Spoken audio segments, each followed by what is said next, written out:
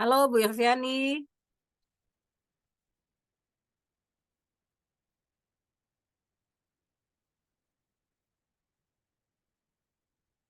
sampai mati lampu di daerahnya Bu Irviani kodong. Jaringannya beliau kayaknya. Beliau tidak bagus. Siapa? Tapi Ibu, ini mohon maaf ada beberapa teman memang di tempatnya lagi mati lampu ini Ibu. Hmm. Iya, saya juga mati lampu, Bu. Di Oh, Di sini tempat pantas saya juga ya, sedang pantas. mati lagi lampu. mati lampu ini. Ah, Bu Sher, mohon maaf tadi waktu yang tadi penjelasannya Ibu Sher tadi sama sekali tidak ada saya dengar dia sedikit Bu Sher Begini, putus. begini, begini, Bu Irviani, kirimkan saja saya yang Ya, minggu lalu ya. Nanti saya balas dengan coretan ya, dengan tulisan itu mungkin lebih lebih membantu dengan kondisi hari ini ya. Karena kalau itu putus-putus lagi ya. Nah, karena jaringan hari ini memang kurang bagus, kemudian beberapa juga yang kena pemadaman, bukan pemadaman lagi sekarang katanya menyala giliran menyala menyala bergilir ya. Bukan pemadaman listrik. Iya, jadi saya harapkan silahkan dikirimkan saja supaya nanti saya bantu untuk koreksi, yaitu lebih lebih bagus sepertinya. Kalau saya tidak salah minggu lalu Pak Salehudin dengan Pak Guntur ini yang belum belum menyajikan ya. Iya, saya yang izin Bu minggu lalu karena mati lampu juga. Saya juga Ini belum. juga mati lampu karena pemadaman terpaksa di warkop ini Bu. Mohon maaf agak ribut. Pak Salehudin di Makassar atau di NTB? Di Makassar Bu, alhamdulillah sudah hampir 1 bulan ini di Makassar Bu. Oh, oke oke baik. Berarti memang mengalami juga pemadaman bergilir ya. Oke, kalau Pak Salehudin sudah siap, boleh ditayangkan. Saya persilahkan Pak Salehudin. Iya. Tapi mohon maaf Bu, karena sekali lagi ini tempatnya di warkop agak ribut ini karena menyesuaikan untuk lampunya. Olehnya saya izin untuk share screen mungkin Bu terkait apa yang ada dalam permasalahan yang akan dicoba dikaji begitu. Ya, silakan Pak. Saya izin share screen Bu.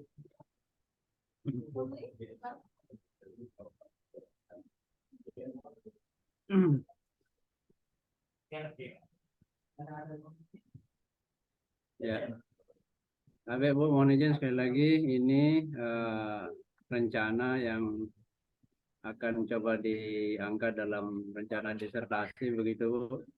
Terkait fenomena yang ada. Saya mencoba tentang rencana saya itu tentang pendidikan Bu izin. Jadi Ya. di sana itu fenomena yang ada di rencana kan di kampus ini Bu, di mahasiswa saya sendiri. Fenomena yang ada.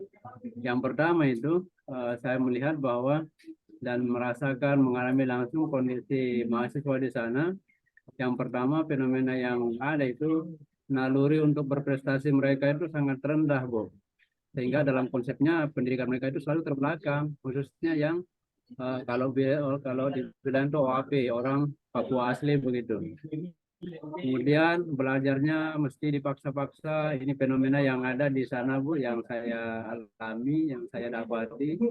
Kemudian dalam proses kehadirannya itu kita sebagai dosen senantiasa melakukan intervensi begitu, intervensi terkait kehadirannya, termasuk dalam hal intervensi yang kita lakukan untuk perubahan itu, perubahan kehadirannya kita berbicara tentang nilai begitu Bu. Itu salah satu strategi dalam intervensi terkait dengan kehadirannya. Karena kalau tidak diintervensi seperti itu, maka kehadiran mereka hadir itu ketika ujian saja Ibu yang banyak. Tapi dalam proses kuliah itu sangat kurang.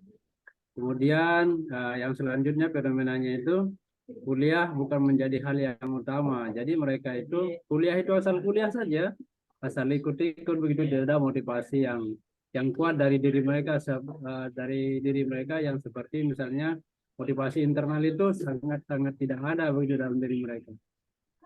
Kemudian fenomena yang lain yang banyak juga muncul di kalangan di sana itu, di mahasiswa sana, bahwa ketika mereka selesai SMA itu lebih banyak meminati hal-hal yang sifatnya seperti melamar di polisian, tentara, dan lain sebagainya dibandingkan dengan masuk perguruan tinggi. Nah, dalam konsep ini saya menyimpulkan bahwa mereka itu lebih senang yang sifatnya cepat begitu, Ibu. Kalau dibilang instan sih tidak juga sebenarnya, tapi intinya mereka maunya cepat begitu. Dalam hal, misalnya dalam pemikiran mereka kalau kuliah juga belum tentu mendapatkan pekerjaan yang bagus. Jadi mereka ambil jalan kompas tapi itu dengan ikut di kepolisian dan kalau ada bukan tentara mereka banyak ikut. Terbukti dengan banyaknya yang ikut di sana. Mohon maaf Ibu, ini kayaknya ada gangguan jaringan. Saya share kembali.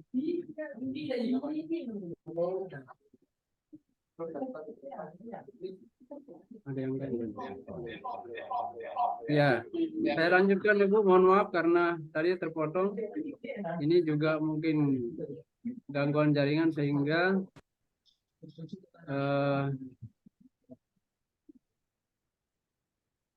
ininya PowerPoint-nya tercancel Ibu. Saya coba atur kembali dulu.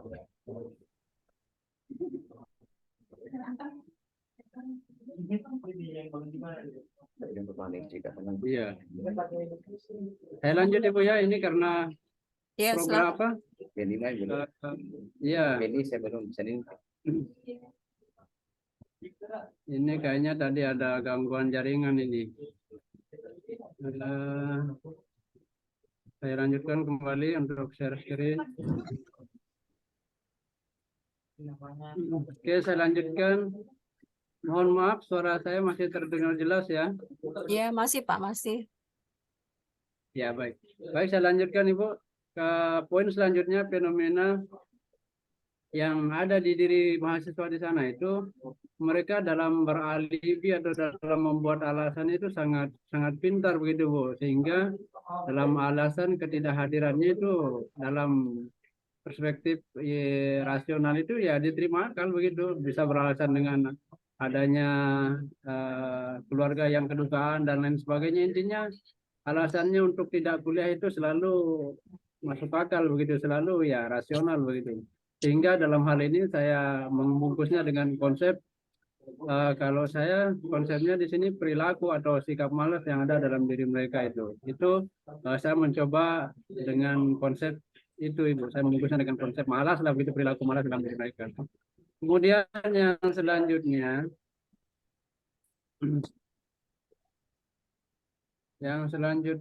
itu fenomena yang ada juga di mahasiswa di sana Ibu, itu terkait dengan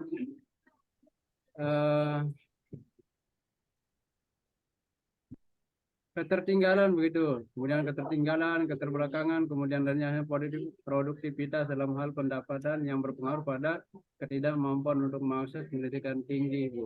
Jadi dalam hal ini saya mencoba membungkusnya dengan konsep kemiskinan. Ya, barangkali begitu Ibu. Ini sedikit saja, ini mungkin menjadi hal awal dalam gagasan saya. Jadi mohon arahan dan masukannya sekiranya apa yang harus saya pertegas dalam hal kajian ini. Begitu Ibu, terima kasih.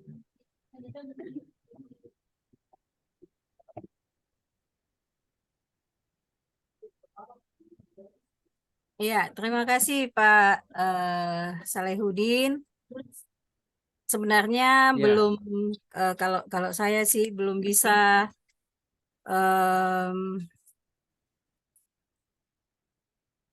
langsung membungkus dengan perilaku malas ya, seperti yang Pak Salehudin tadi bungkus konsepnya seperti itu, karena kembali lagi pencirinya itu belum bisa dibuktikan dengan angka ya. Seharusnya adalah yang membuat bisa orang percaya, bisa orang memahami bahwa ini ya.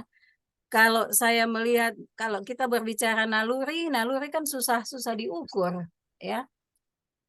Kemudian kalau dari sisi minat ya, saya malah kalau melihatnya dari semua penciri-penciri kualitatif tadi yang disampaikan itu sebenarnya itu dari dalamnya mereka, itu dari satu aspek, ya aspek dari orang Papuanya sendiri atau mahasiswa Papuanya, ya. Tetapi bisa juga mungkin dilihat dari tadi ada aspek dosennya ya yang selalu memberi intervensi. Itu tadi ya yang Pak Salehudin sampaikan ya. Iya, ya Bu. Dan intervensi dalam bentuk apa tadi Pak? Seperti apa mengintervensinya? Kalau saya secara pribadi biasa melakukan intervensi dalam hal penilaian Ibu. Saya menyampaikan pada awal pertemuan itu, biasanya menyampaikan kontrak kuliah. Dalam kontrak kuliah itu terkait kehadiran, itu ketika mahasiswa tidak bisa hadir dalam 100%, maka persyaratan minimal itu dia harus hadir 80% di situ. Dan kapan itu tidak terpenuhi, maka nilainya bisa berakibat tidak baik begitu Ibu. Itu salah satu bentuk intervensi dari saya secara pribadi Bu. Orang tahu juga kalau yang teman-teman lain begitu. Karena ketika kita berbicara nilai, mereka itu sangat peduli lah begitu. Apalagi kalau diancam nilainya jelek, maka tingkat kehadirannya itu agak berubah begitu. Iya. Itu sedikit terkait intervensi Bu. Iya. Jadi maunya nilainya baik tapi malas kuliah. Ya seperti itu. Iya, kalau saya Pak Salehudin silakan dieksplor lagi dulu ya karena keseluruhan penciri tadi yang disampaikan itu menurut saya itu bagian dari motivasi ya. Kalau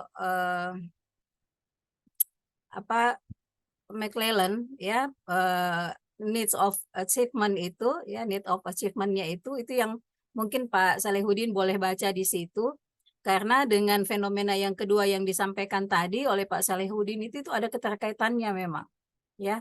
Jadi dari secara budaya ada, secara struktur juga ada ya Pak Salehudin. Jadi silahkan dieksplor saja dulu. Kalau saya jangan dulu bungkus buru-buru bungkus dengan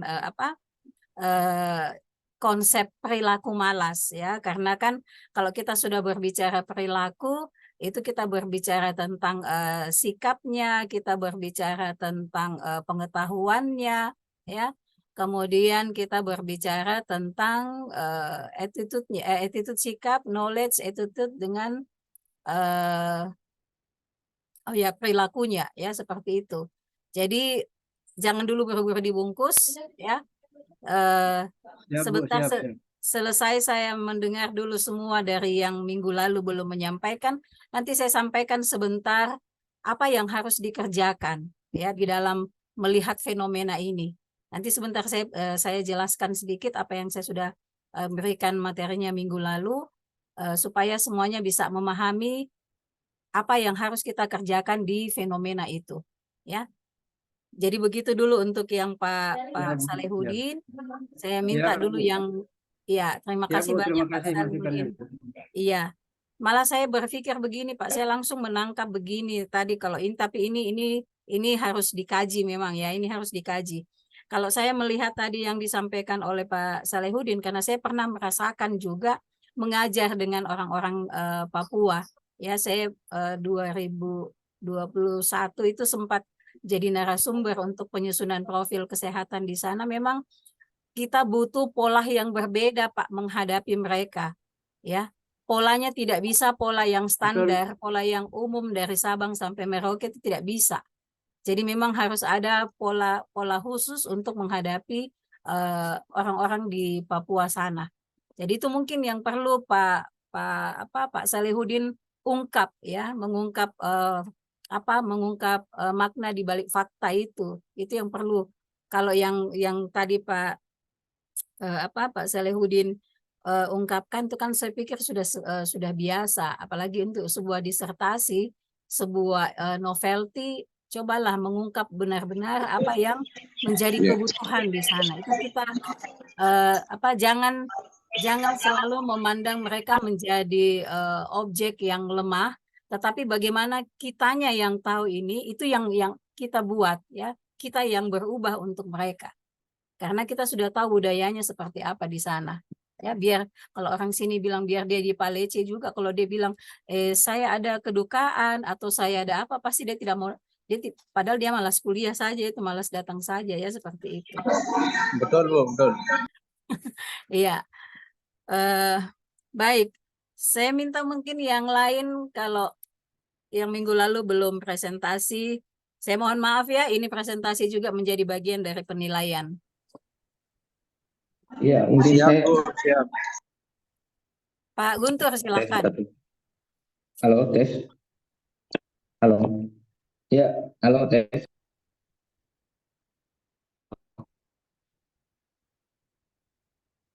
Halo. Ya, silakan Pak. Tes satu dua. Soalnya saya kedengaran ya? Ada kedengaran. Kedengaran Halo. Pak. Satu, tes. Suara saya kedengaran nggak? Kedengaran Pak, kedengaran. Kedengaran, Pak. Oh iya, soalnya saya kira soalnya saya pakai handphone, mati lampu juga. Ya baik, terima kasih atas kesempatannya. Gimana ya? Saya share, nggak bisa ya, hanya host yang dapat berbagi. Boleh mungkin host izinkan saya share screen.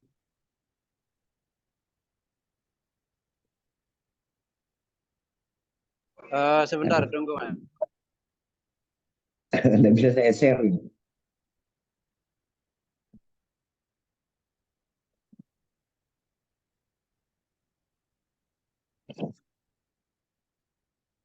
Sudah, Mas Guntur, sudah. Oke, oke. Ya, sudah, Pak, sudah.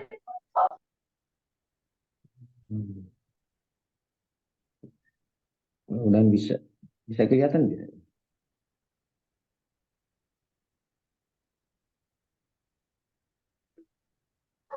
Belum, masih proses. Iya, belum ya?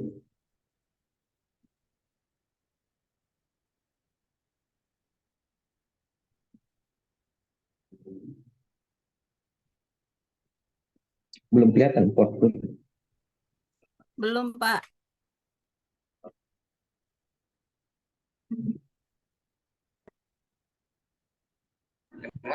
Coba diulang dulu, Pak Guntur. Masih proses ini.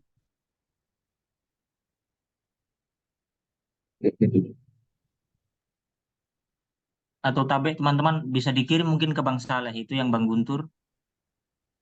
Oh, oke. Saya kirim saja mungkin ya. Ya, jadi Ya, nanti boleh dikirim ke saya biar saya yang tampilkan. Di grup ya.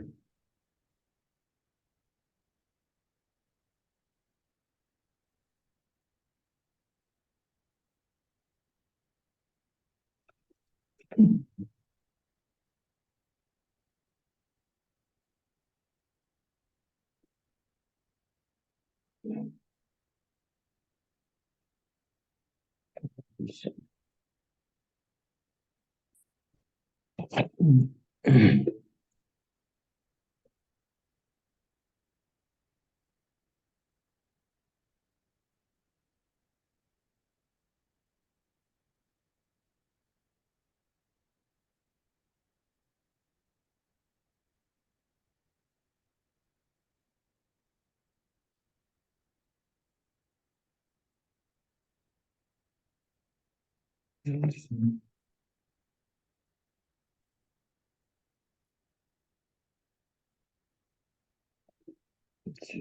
Lagi. Sorry.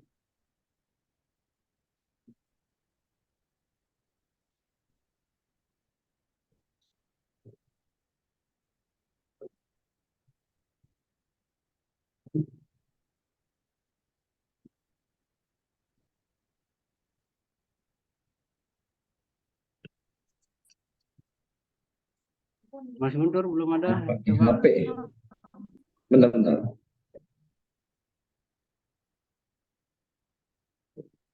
Gitu ya.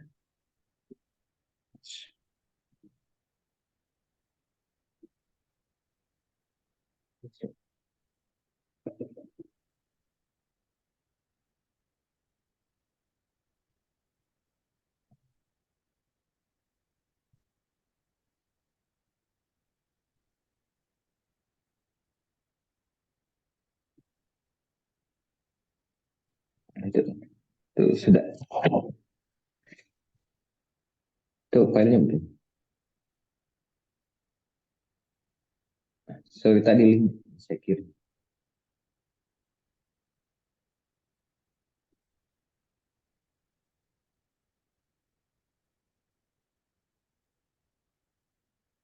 Sudah Pak Soleh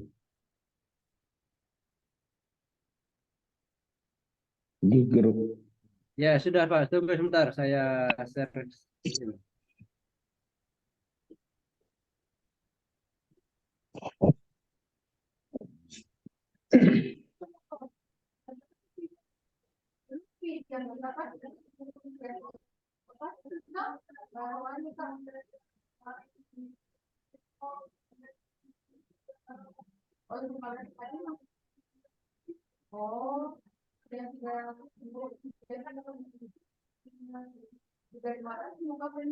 Bisa balik Pak. Bisa balik.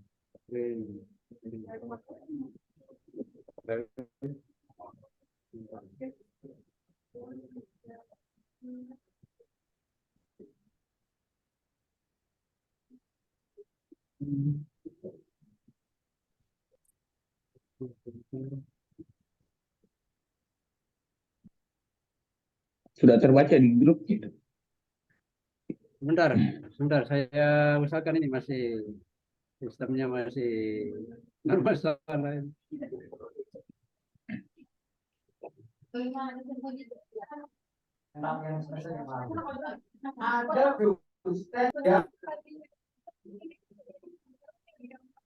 Oke, ya. Sudah, Mas Guntur, saya bantu saja.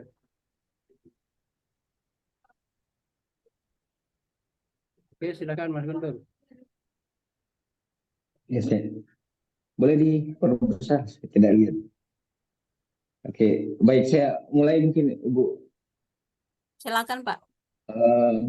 Ya, pertama-tama terima kasih atas kesempatan yang diberikan pada kesempatan kali ini. Saya mencoba menampilkan atau memunculkan fenomena.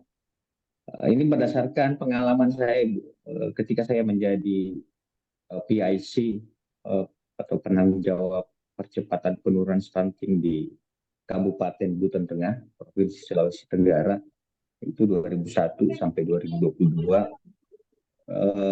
Ada beberapa hal tentunya berdasarkan hasil analisis situasi di Kabupaten Buton Tengah.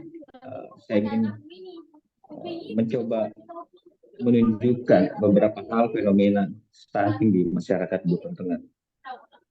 Yang ini slide tentang fenomena kuantitatif, hasil analisis situasi bagaimana masyarakat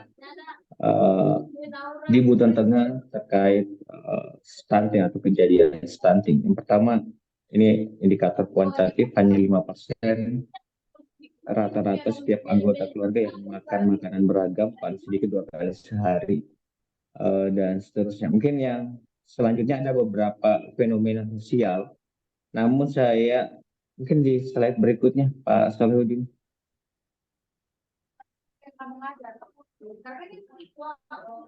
Di slide keduanya. Ya, saya sudah lanjutkan ini tapi tidak ada pergerakan. Sebentar, saya coba ulang lagi.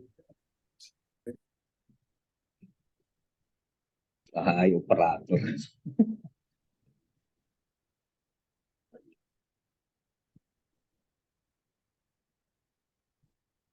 Jaringan. Jaringan kayaknya memang betul. Oh ya ini. Oke, ini saya nggak lihat nih kurang. Boleh apa namanya di Ya, silakan Pak. slideshow. Nah ini ada beberapa hal. Kalau yang pertama tadi itu fenomena kuantitatif terkait stunting di Buton Tengah. Ini beberapa hal juga yang saya coba angkat. Sebenarnya ada dua fenomena sosial, namun saya coba angkat satu dulu. Ini fenomena sosial khususnya di masyarakat Buton Tengah, yaitu masyarakat di sana itu, karena Buton Tengah itu adalah 87% daerahnya itu masyarakatnya tinggal di daerah pesisir, sehingga mayoritas masyarakat di sana itu bekerja sebagai nelayan. Nah, fenomena yang kami lihat, kami observasi di lapangan, mayoritas masyarakatnya itu lebih senang menukar hasil tangkapannya dengan misalnya mie instan, dan kalaupun ingin menjual hasil tangkapannya itu harganya kurang lebih murah, dalam artian harganya itu lebih kepada mendekati harga mie instan, sehingga hasil tangkapannya itu atau hasil yang ditukar dari hasil tangkapannya itu, itulah yang dikonsumsi oleh anggota keluarganya, dan selebihnya mereka lebih banyak membelikan rokok. Itu ada fenomena sosial yang kami coba tangkap. Ada juga fenomena sosial terkait budaya sih, tradisi. Tapi untuk kesempatan kali ini saya coba angkat satu dulu, fenomena sosial di masyarakat Buton Tengah. Mungkin itu beberapa mungkin yang saya ingin sampaikan. Kami atau saya mohon tanggapan dari Ibu Dr. Shervina. Terima kasih. Assalamualaikum warahmatullahi wabarakatuh. Ya, terima kasih Pak Guntur. Jadi ada dua fenomena ya Pak Guntur ya yang coba Pak Guntur lihat saat ini ya. Ya, kalau tadi yang disampaikan yang pertama tentang fenomena stunting, mungkin ya stunting itu kan di mana-mana dia punya penciri pasti sama ya, kecuali lokasinya saja yang lokasinya yang berbeda. Nah, tergantung lagi kembali Pak Guntur nanti maunya mau menggali stuntingnya itu dari aspek apa ya. Kalau yang jangan sampai sama dengan Bu Irviani aja ya, karena Ibu Irviani juga mau melihat stunting itu tapi dia dari aspek benar-benar aspek keluarga ya, bagaimana kehidupan keluarga sampai kepada bagaimana kebiasaan spiritual keluarga. Jadi saran saya untuk yang stunting Pak Guntur kalau bisa melihat lagi yang lebih, jangan samalah dengan Ibu Irviani ya, jangan sama dengan Ibu Irviani. Memperlihatkan antara Dasein dan Dasolen mengenai stunting itu contoh yang bagus yang saya lihat dari Pak Guntur ya. Jadi ada Daseinnya, ada Dasolennya. Nah, Daseinnya tadi itu yang disampaikan lewat angka-angka tadi ya. Dasolennya kan kita harapkan anak balita tidak ada yang stunting, ya kan? Itu yang kita harapkan. Anak balita hidup sehat dan tidak ada yang stunting. Nah, ternyata kenyataannya dasennya itu yang disampaikan tadi. Nah, nanti tinggal melihat lagi apa yang benar-benar yang akan diteliti oleh Pak Guntur mengenai stunting ini, ya. Kalau fenomena yang kedua, Pak Guntur, fenomena yang disampaikan tentang kehidupan nelayan, mungkin Pak Guntur bisa eksplor lagi dulu pencirinya apa saja selain menukarkan hasil hasil tangkapannya itu dengan Indomie ya, ataupun kalau misalnya mereka menjualnya pun dalam nilai yang murah ya. Nah, itu banyak nanti yang bisa masuk di dalam penelitian seperti itu Pak Guntur ya. Ini salah satu saja yang cepat saja yang bisa saya tangkap. Itu mungkin nanti bisa dengan konsep pemberdayaan masyarakat nelayan di daerah Buton ya, seperti itu. Nah, silakan nanti Pak Guntur timbang-timbang mana yang benar-benar mau menjadi rancangan disertasinya, yang mana nanti yang mau diteliti, silakan Pak Guntur eksplor lagi dari dua hal yang disampaikan tadi ya. Apakah mau ke stunting atau mau ke masyarakat nelayan tadi ya, seperti itu Pak Guntur. Jadi konsep untuk yang kedua saya pikir bisa dimasukkan di dalam konsep pemberdayaan masyarakat nelayan. Tapi nanti tergantung dengan penciri-penciri dan fakta yang Pak Guntur sampaikan ya, baru kita bisa bungkus dengan konsep apa. Seperti itu Pak Guntur, saran dari saya. Iya, Bu. Terima kasih. Mungkin ada beberapa hal yang saya ingin diskusikan, Bu, Iya. terkait fenomena ini. Ini kan saya itu berencana semacam ingin memodelkan bagaimana masyarakat khususnya yang bekerja mayoritas sebagai nelayan, yang anaknya stunting itu, saya ingin modelkan perilaku atau perilaku masyarakatnya dalam konteks stunting. Dalam artian bagaimana mereka misalnya pada level individu, bagaimana aktor atau pada level individu itu mana yang menjadi simpul sentral atau menjadi tolak ukur mereka, sehingga karena fenomena ini sebenarnya juga saya coba juga telusuri fenomena ini, itu ada juga fenomena di masyarakat Papua juga, Bu. Fenomena ini hampir sama persis, lebih senang menukar makanan hasil tangkapan itu dibandingkan mereka mengkonsumsinya sendiri. Padahal kalau dibandingkan nilai gizinya, tentu hasil tangkapannya itu bernilai gizi dibandingkan hasil jualan dari tangkapan itu.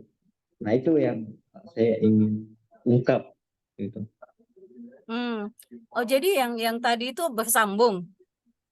Jadi stunting ini untuk Iya, Bu. Sebenarnya yang tadi ya, yang slide pertama dan slide kedua itu nyambung, Bu.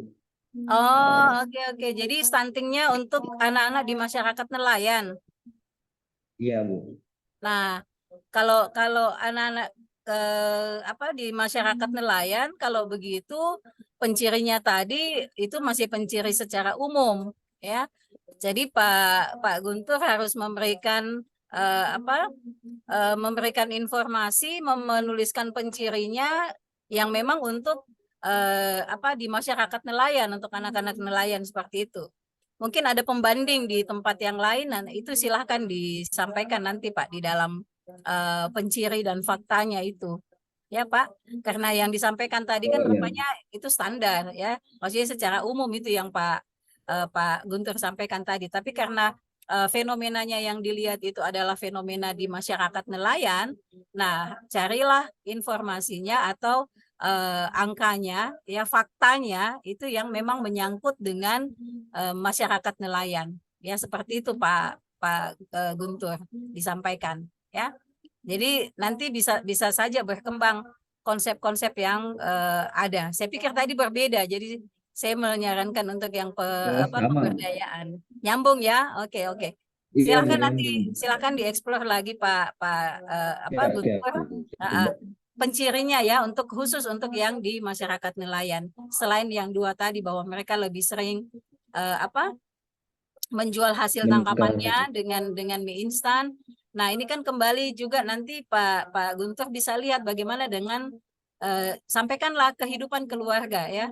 Jadi keluarga nelayan itu rata-rata misalnya di Buton itu 50% atau 60% lebih suka menjual hasil tangkapannya dengan menukar Indomie seperti itu ya. Jadi itu yang diungkapkan Pak ya, pencirinya itu di daerah itu, khusus untuk di masyarakat nelayan.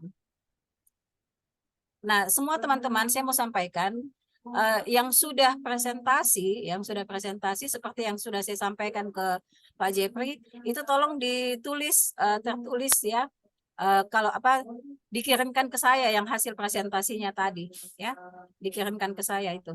Nanti kalau sudah diperbaiki baru diperbaiki lagi, sudah dikoreksi, diperbaiki, dikirimkan lagi kembali ke saya. Ya, supaya perjalanan penulisan itu kita bisa tahu dan kita bisa langsung sadari, oh ternyata saya harus memperbaiki yang di bagian ini. Jadi mata kuliah ini learning by doing, ya, sampai selesai menghasilkan bagaimana konstruksi disertasi saya nanti seperti itu. Jadi minimal sudah bisa dipoles sedikit saja untuk masuk kepada gagasan awal. Begitu harapannya Prof. AA. Ya. Ya, saya persilahkan untuk yang lain. Terima kasih untuk Pak Guntur. Siapa lagi yang Terima belum? kasih. Oke, saya izin beralih ke laptop ini kan sudah menyala lampu ini. Mantap. Ya, silahkan saya Studi yang persilahkan. tadi pemadaman bergilir. Oh, jadi tadi ini Pak Ibrahim baku samping sama Pak Salehudin ya? Iya, Oh, sama saya karena mati lampu di Sudiang, jadi saya bergeser ke jalan raya pendidikan, Bu Prof. oke. Mati Ya, lampu. Iya. Pak Ibrahim sudah kan minggu lalu sudah ya? Yang tentang pandai besi ya. Silahkan nanti kemarin diperbaiki hasil koreksiannya.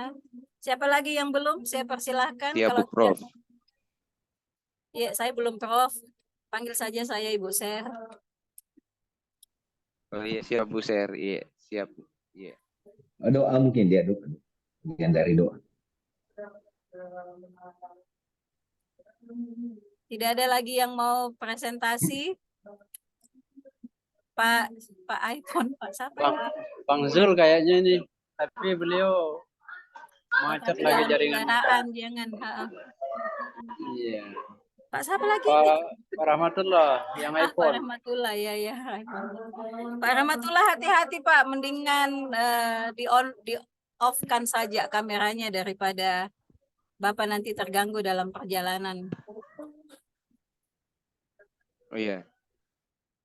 Oke, baik, saya sampaikan dulu apa yang tentang fenomena tadi ya. Jadi kalau yang tidak presentasi untuk yang poin pertama ini ya, minta maaf juga ya untuk penilaiannya nanti. Karena yang kedua, yang masuk ini nanti setelah saya sampaikan ini sudah masuk yang kedua, ya, yang hasil koreksian. Mohon izin bertanya, Bu Sher. Iya, Pak Zul, kenapa Ki? Ini kan begini, Bu. Ini mungkin ini masalah untuk saya terkait melihat fenomena sosial yang. Dan dulu ini Pak Zul selalu bicara tidak ada tertulis. Saya mau yang tertulis Pak sebagai bukti bahwa Bapak punya masalah ada sama saya. Oh siap, insyaallah sebentar dikirim anunya Bu. Karena kemarin kebetulan laptop lowbat dan mati lampu Bu di daerah juga. Jadi saya online pakai HP kemarin minggu lalu Bu. Oke. Jadi setelah pertemuan ini kami kirim anunya Bu. PowerPoint-nya. Iya. Saya tunggu janjinya. Iya, lanjut, silahkan. Siap, Bu Sher. Ini kan kemarin yang saya sampaikan itu terkait masalah adaptasi masyarakat dalam layanan. Sistem pelayanan. Iya, Bu. Tapi Ibu Sher kemarin mengarahkan melihat dari sistem pelayanan berbasis digitalnya. Nah, sebenarnya saya ingin fokus ke melihat bagaimana adaptasi masyarakat ini untuk bagaimana masyarakat beradaptasi dengan sistem layanan berbasis digital ini, Bu. Tidak fokus pada sistem layanan berbasis digital, karena kalau saya arahkan ke situ, mungkin bisa mungkin arah kajiannya lari kepada kebijakan publik atau administrasi publik, Bu. Jadi saya mau fokus kepada adaptasi adaptasi masyarakatnya, Bu. Oke. Gitu. Tapi masyarakat yang mana ini, Pak? Mungkin kalau untuk masyarakatnya fokus kepada masyarakat yang ada di di desa-desa, Bu. Artinya apakah semua yang di desa-desa itu memang sudah menggunakan sistem layanan itu? Kan di daerah Sinja itu, Bu, ada program yang dilakukan oleh pemerintah Kabupaten Sinjai. Jadi di antara 67 desa, 13 kelurahan sudah ada sekarang sudah 35 desa yang menggunakan itu sistem layanan berbasis digital itu, Bu. Sudah ada 35 desa. Nama namanya itu aplikasi Smart Kampung, Bu. Smart Kampung, oke, ya. Iya. Jadi itu yang menggunakan aplikasi Smart Kampung itu yang coba saya lihat bagaimana masyarakat beradaptasi dengan sistem layanan berbasis digital itu, Bu. Berarti di satu kecamatan ini ya? Tidak satu kecamatan, Bu. Hampir kan di Senja itu ada 67 desa dengan 9 kecamatan. Nah, ini tersebar 35 desa itu tersebar di 9 kecamatan, Bu. Oke, jadi 9 kecamatan, 67 desa. Iya, Bu. Sudah ada 35 desa. 5 desa yang menggunakan itu Smart Kampung, Bu. Dan tersebar di beberapa kecamatan. Iya, Bu. Oke. Lanjut, Pak. Terus sebenarnya yang saya mau tanyakan ini, Bu, artinya kan ada beberapa sebenarnya fenomena, mungkin bisa lebih dari satu fenomena yang bisa dikirimkan, Bu, sama kita, Bu. Ini kan masih belum ini, Bu, sebenarnya banyak fenomena yang coba ingin kita lihat karena jangan sampai kalau ini saya saya angkat jangan sampai nanti nanti terjebak di itu, Bu, di kajian administrasi, Bu. Oke, ya, paham, ya. Nah, kalau ini kan informasinya Pak Zul juga masih minim buat saya ya, sehingga Ya, Bu, ya, Bu. untuk memberikan masukan jalannya seperti apa itu juga saya kesulitan, ya. Nah, kalau dengan Smart Kampung ya, tadi ada istilah yang layanan Smart Kampung. Nah, apa sih tujuannya Smart Kampung? Ya, itu dulu ya, misalnya dipahami dulu itu apa tujuannya itu Smart Kampung. Kemudian kalau Pak Zul memang mau meneliti tentang adaptasi masyarakatnya, seingat saya minggu lalu saya menyarankan untuk Pak Zul baca unsur-unsur adaptasi itu dulu apa, ya, komponen-komponen adaptasi itu apa, sehingga nanti kalau sudah ketemu unsur-unsurnya atau komponen-komponen adaptasinya itu apa saja yang ada, nah Pak Zul bisa melihat bagaimana perjalanan 35 desa ini, masyarakat di 35 desa ini yang sudah menggunakan Smart Kampung. Ya, jadi misalnya di unsur-unsur adaptasi itu adakah memang yang belum terlaksana atau adakah memang yang tidak bisa diterapkan di desa itu. Seperti itu, Pak, maksud saya. Jadi tolong tuliskan dulu supaya saya bisa membaca, karena kalau bicara seperti ini kan ya kadang saya lupa atau kadang saya tidak ingat apa tadi yang Pak Zul bilang, tapi kalau Pak Zul menulis itu kata demi kata pasti saya bisa menyampaikan bahwa oh mungkin baiknya melihatnya ke sana, atau saya balik bertanya sebenarnya tujuannya mau yang mana, mau yang ini atau mau yang itu, ya. Kalau yang seperti ini kan pasti saya juga bingung, Pak Zul juga bingung, ya. Kayaknya nggak lagi dia pasti karena mati lampu di sana. Iya. Ya, jadi alhamdulillah baru nyalanya lampunya, Bu, baru menyala. Karena di daerah juga sudah kena pemadaman bergilir di Kabupaten Sinjai juga, Bu. Sudah Sampai satu kabupaten juga, ya. Iya, Bu. Oke, jadi saran saya Pak Zul, seingat saya minggu lalu itu yang saya sarankan, tolong dipelajari saja dulu ya. Saya ingat lebih mudahnya atau lebih awalnya baca ulang tentang agilnya Parson ya, seperti itu, karena ada adaptasi, integrasi dan segala macamnya di sana. Tapi menurut saya untuk memahami ini apa yang sudah terjadi di 35 desa ini ya, tentang adaptasi mereka, coba dipahami unsur-unsur adaptasi, atau kalau bukan unsur-unsurnya komponen-komponen adaptasi lah yang ada di dalam adaptasi. Kemudian Pak Zul coba lihat dengan apa yang terjadi di 35 desa sekarang ini. Ya, seperti itu Pak Zul ya. Bu. Ya, baik. Ibu Nurlela mau menyampaikan? Iya, iya bisa Bu, share, tapi minta maaf sebelumnya Bu, saya lagi pelatihan jadi saya lupa bawa Waduh, PP anunya Bu. jangan, Tapi saya jangan, Min. bisa, Jangan kalau nggak enggak, dibawa. enggak Bu, Bisa.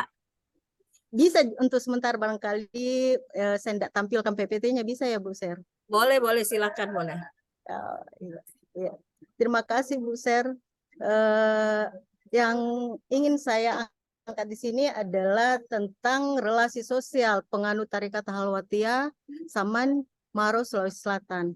Mengapa saya mencoba ingin mengangkat tersebut? Karena seperti fenomena yang terjadi saat ini, khususnya pada bulan Maulid biasanya, bahwa tarekat Halwatiyah ini dari masa ke masa tetap antusias dalam menyambut Maulid. Nah, penganut tarekat Halwatiyah ini terbagi dari beberapa daerah dan bahkan luar negeri seperti Brunei Darussalam, Malaysia dan sebagainya. Dan setiap tahun yang saya lihat perayaan Maulid ini komunitas khususnya dalam tarekat Halwatiyah ini saya lihat bahwa hubungan antara sesama khalifah, di mana tarekat Halwatiyah ini ada 7 khalifah, Bu. Hubungan antara khalifah dan para pengadutnya itu sangat kuat, di mana mereka itu setiap waktu itu setiap Halwatiyah ini membagi diri untuk mengunjungi semua pengadut-pengadut yang tersebar di seluruh dunia. Di sini mereka berusaha untuk membangun relasi yang sangat kuat dengan adanya komunikasi, dengan adanya perayaan, dengan adanya semacam pertemuan-pertemuan dan sebagainya. Dan yang saya lihat di sini, saya ingin mencoba melihat apakah sebenarnya yang bisa apakah sebenarnya yang bisa menjadi penguat mereka, karena seperti kita ketahui bahwa tarekat Halwatiyah ini sudah ada sejak zaman abad ke-18 kalau tidak salah, Bu. Nah, sampai sekarang pun pengikutnya masih banyak, dan pada terakhir ini pada saat bulan 10 yang lalu bertempat di Patene Maros, saya melihat bahwa antusias itu tidak pernah terlalu berkurang ya Bu, dari berbagai negara, dari berbagai daerah seperti Bone, Maros dan sebagainya Bu. Itu untuk sementara yang bisa saya lihat Bu. Saya ingin mencoba bagaimana hubungan yang terjalin sehingga pengikut ini masih ada sampai sekarang dan masih eksis sampai sekarang. Oke, terima kasih Bu Nurlela. Kalau tidak salah ini yang penelitian yang Ya. dengan Prof. A juga ya? Iya Bu. Ya, Oh Prof. iya, oke. Ya, iya, dari yang disampaikan Bu Nurlela tadi memang saya menangkap banyak sekali fenomena-fenomena sosial yang bisa membungkus ya di penelitian nanti ini ya. Jadi tadi Bu sudah menyampaikan bagaimana tentang relasi, mengapa mereka hubungannya antara satu dengan yang lain itu semakin erat ya. Mungkin juga ada di sana solidaritas yang memang sudah tercipta ya, bisa diungkap kembali atau bisa dilihat kembali seperti itu. Kalau saya silakan Ibu Nurlela menuangkan itu di dalam PPT-nya, lengkap dengan penciri-pencirinya tadi, supaya nanti benar-benar kita bisa mengarahkan mau dibungkus dengan konsep yang mana, dengan banyaknya fenomena yang terjadi di komunitas tarekat Halwatiyah ini ya, apalagi yang di Maros. Jadi kalau misalnya mau melihat yang seperti ini ya silahkan nanti Bu Nurlela mungkin bisa menuliskan itu, memberikan pencirinya yang tepat ya, seperti yang ada yang diungkapkan tadi.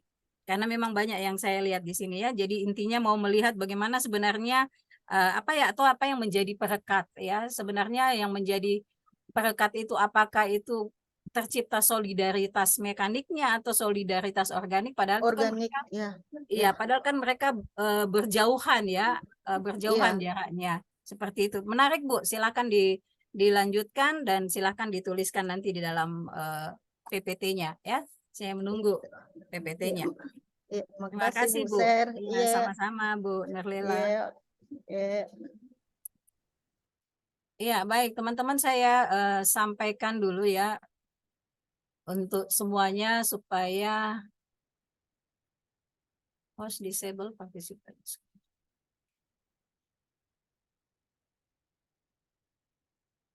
Tolong saya dibuat jadi admin dulu, saya tidak bisa men-share.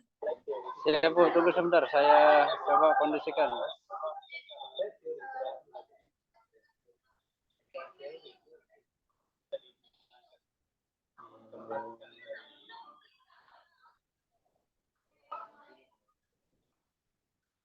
Sudah Bu? Oh, oke. Sudah Bu? Ya.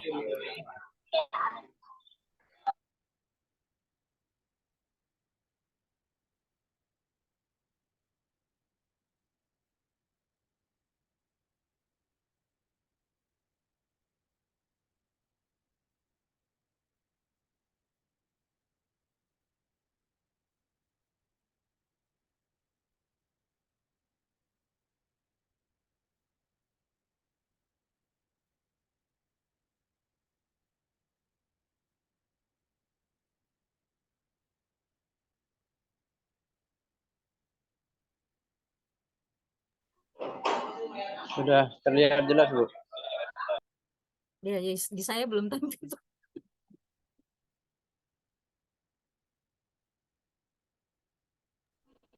Ada jaringan mungkin Bu.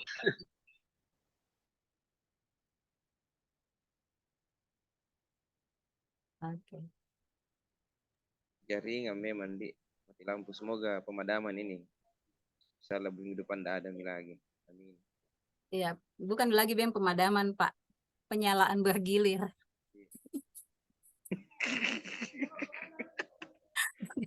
Bukan pemadaman bergilir, penyalaan bergilir. Oke, saya lanjut saja. Ini saya mengingatkan kembali ya bahwa pekerjaan ilmuwan dalam rekonstruksi atau mengkonstruksi ilmu itu memahami prosedur sistematis ya dan metode-metode tertentu yang dapat membuktikan adanya kausalitas ya. Jadi novelty itu kita membuktikan adanya kausalitas, tapi kita di sini dulu ya, di bagian pertama dulu, prosedur sistematis dan metode-metode tertentu. Nah ini, jadi prosedur dari realita konkret ke ilmu abstrak. Nah ini kita masih bermain dulu di sini ya.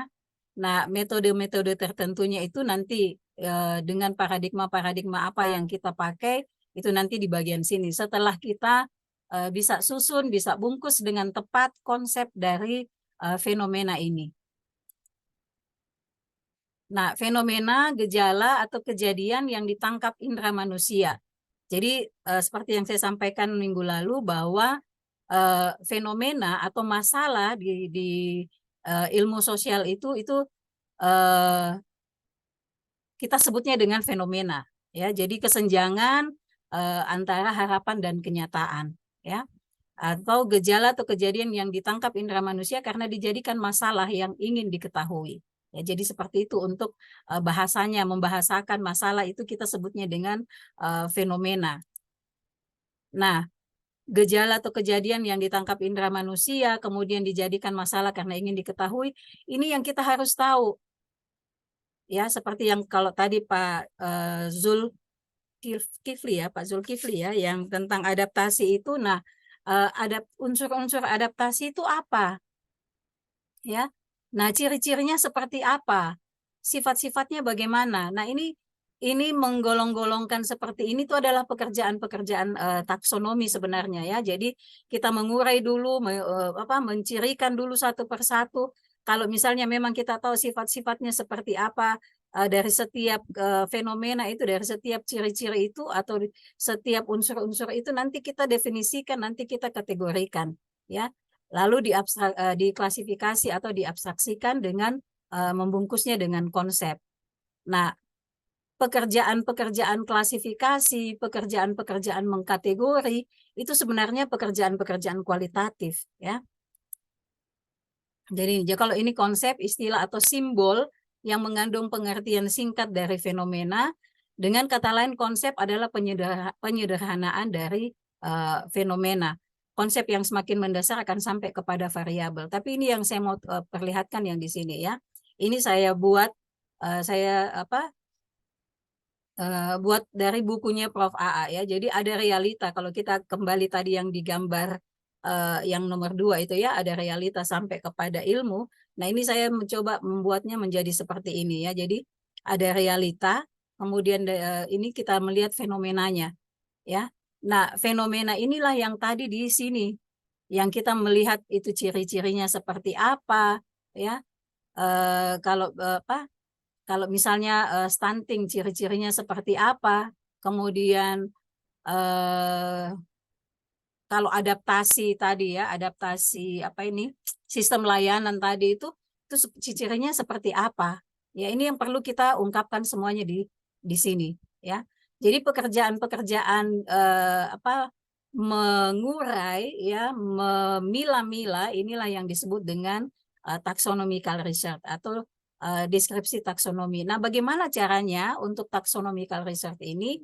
Nah, sebenarnya kalau dalam penelitian, ya, kalau dalam penelitiannya nanti itu kita menggunakan dengan Spradley, ya, metodenya Spradley. Nah, mengapa disarankan menggunakan metodenya Spradley? Karena di Spradley itu dia sudah memilah sampai betul-betul turun menjadi variabel.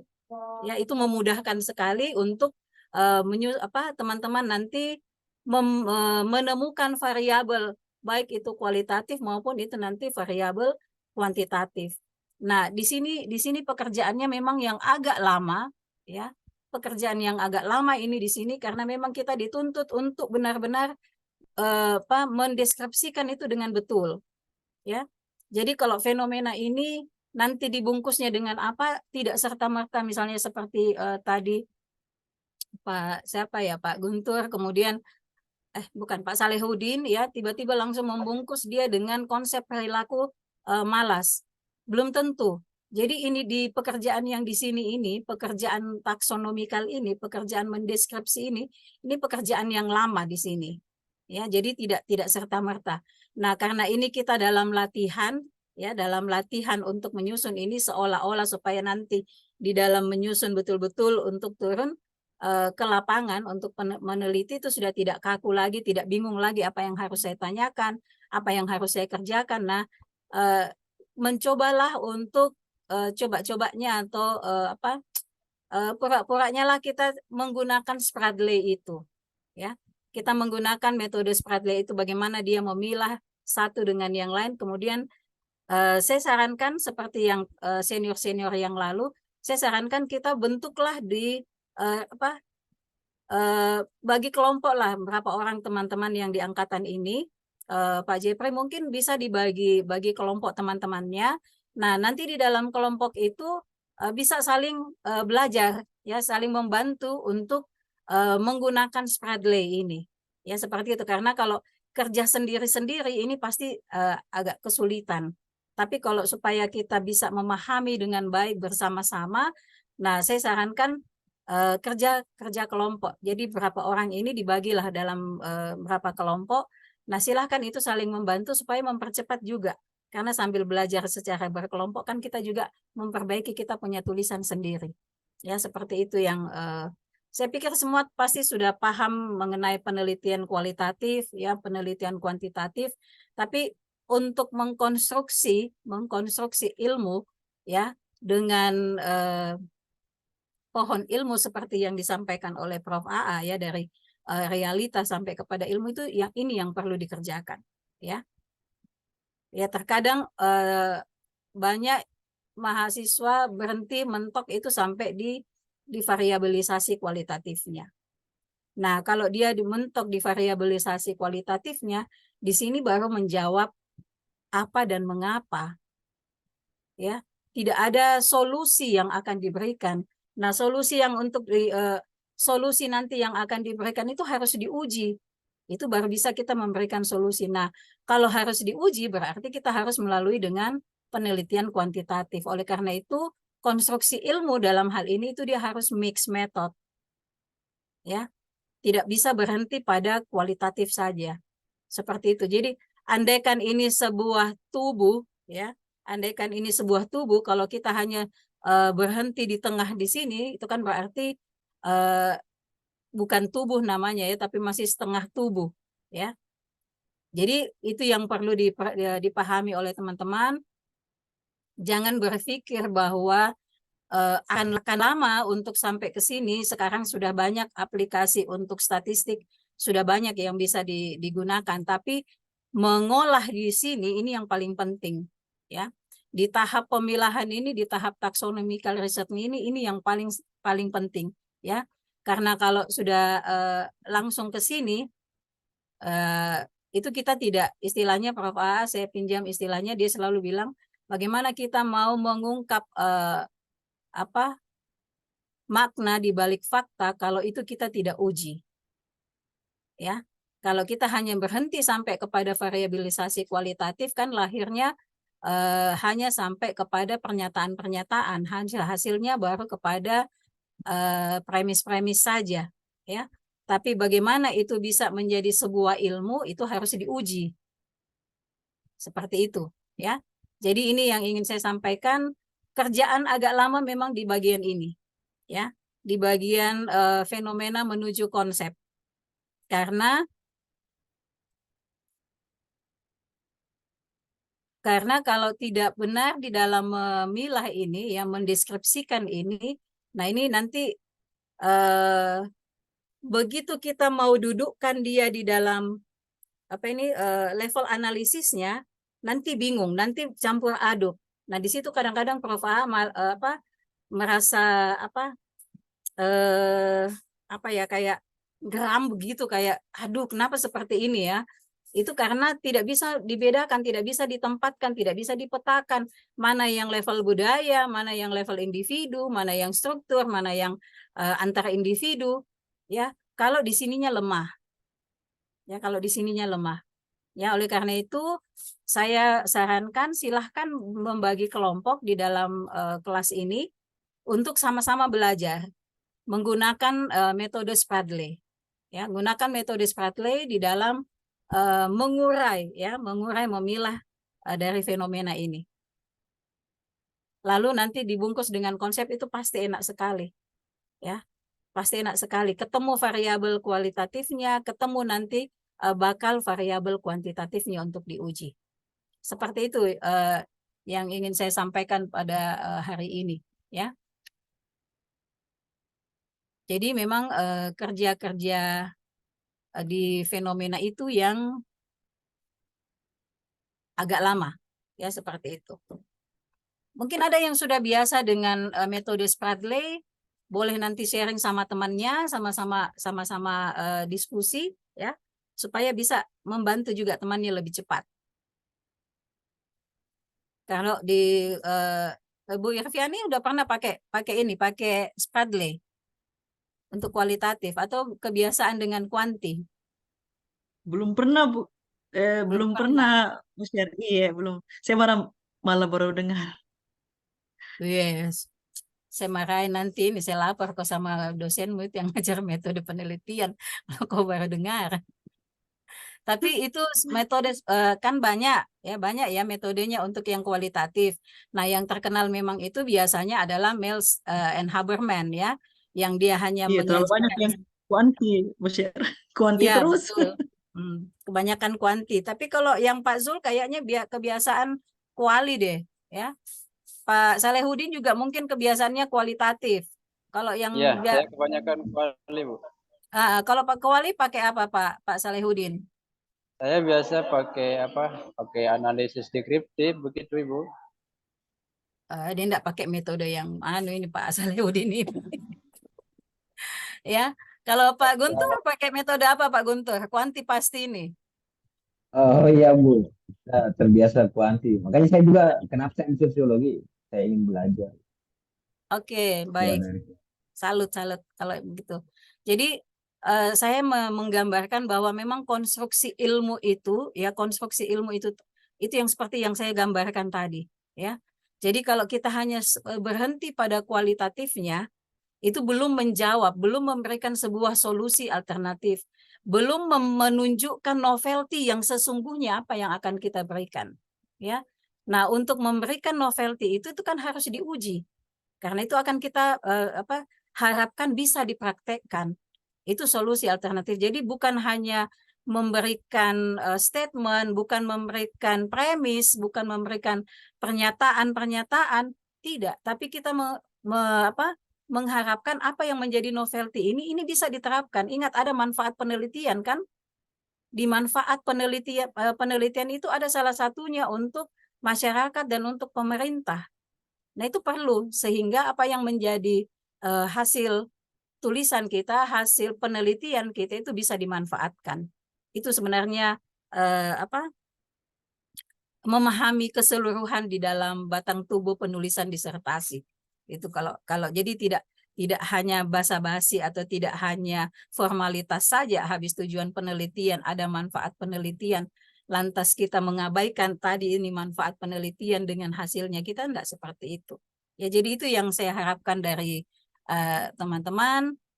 Silahkan berbagi kelompok. Saya harapkan memang harus ada kerja kelompok, karena kalau kerja masing-masing pasti bingung sendiri.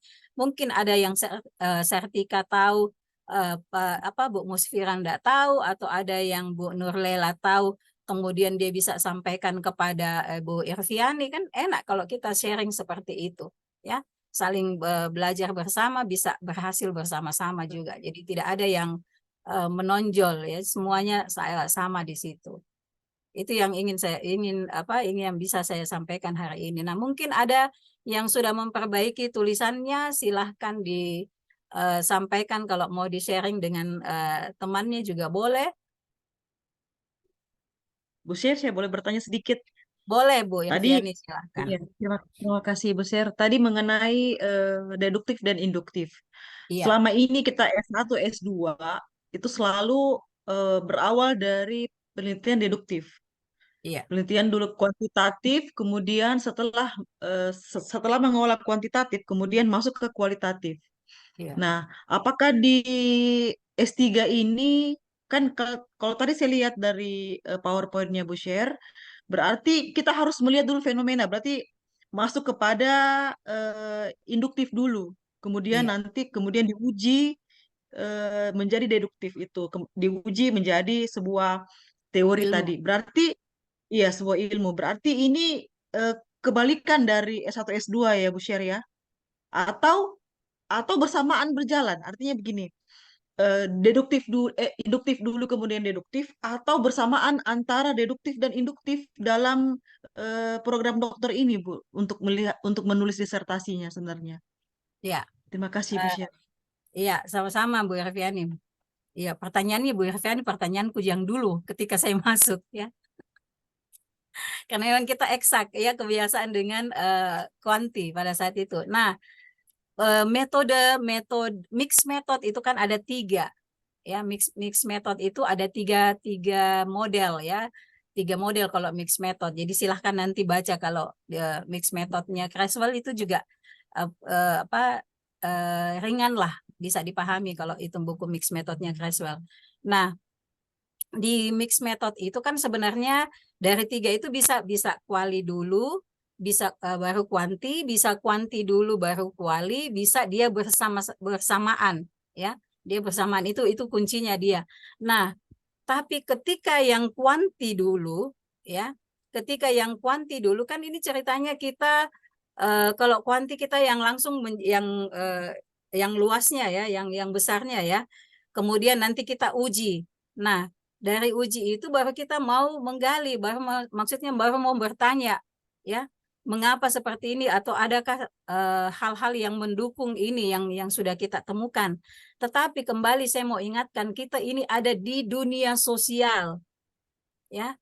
Kita ini di masyarakat, ya, kita di masyarakat. Banyak fenomena yang terjadi di masyarakat, ya. Nah, itulah disarankan menggunakan kualitatif dulu, ya, Kita memilah dulu semua fenomena-fenomena yang ada di sekitar kita, ya. Kemudian kita lihat pencirinya seperti apa, lalu kita bungkus dia dengan konsepnya seperti apa yang tepat, lalu kita uji nanti, ya. Apakah variabel yang saya dapatkan tadi ini dari konsep-konsep yang ada ini saya uji. Nah, uji inilah baru kita bisa menjadikan dia sebuah solusi alternatif, ya. Kalau istilahnya Prof. AA, kalau kuanti dulu berarti hal itu kita sudah tahu, sudah ada itu barang, ya. Jadi ceritanya novelty-nya kurang kalau yang di situ, artinya sesuatu itu kita sudah tahu, kemudian itu yang baru kita mau perjelas, kita baru mau mencarikan informasinya seperti apa, ya. Tapi kalau kita lewat kuali dulu, ya. Kalau kita kuali dulu itu kita berangkat dari benar-benar kita tidak tahu. Ya, sebenarnya beda tipis lah dengan kalau kita menggunakan grounded theory. Cuman kan kita tidak bisa grounded theory gitu. Kita punya batas waktu, ya. Ada batas waktu kuliah, apalagi ada batas waktu beasiswa. Sebaiknya kita lebih cepat selesai, lebih bagus, ya.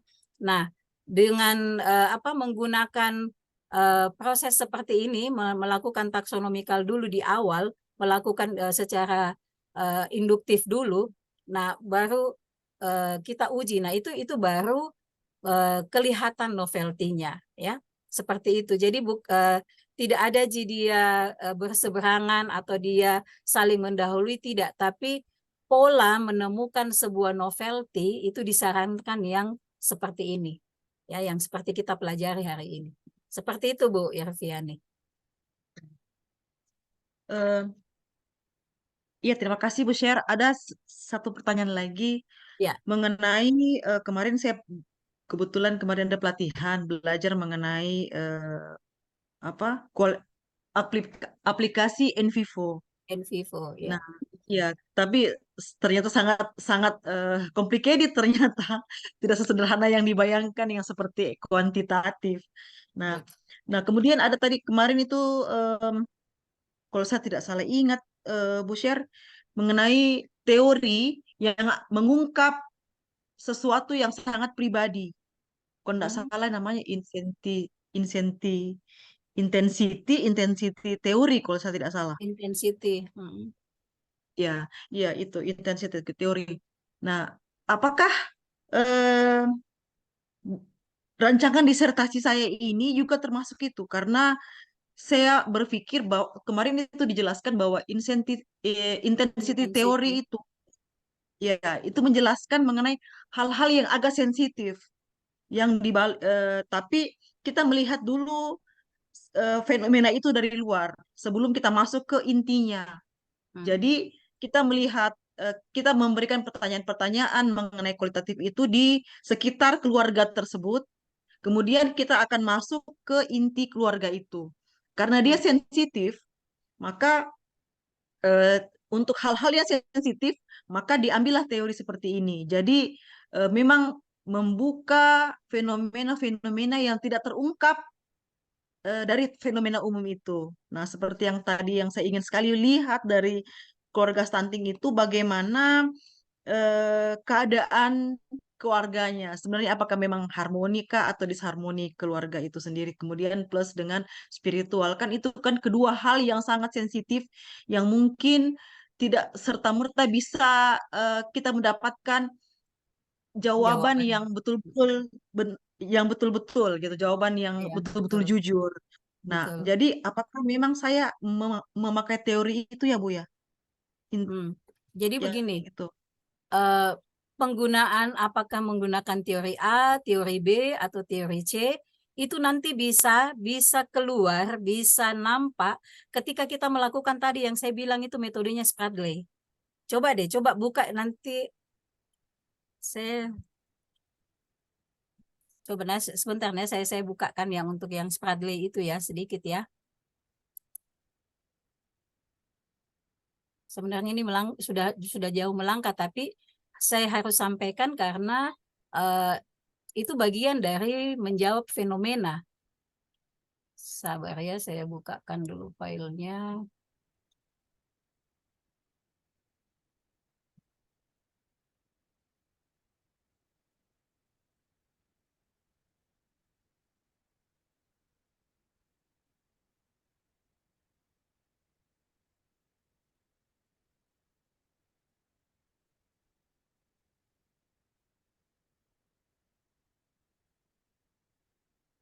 Bu Sher, Ya, boleh tanya sedikit lagi iya, selama silakan. mencari file.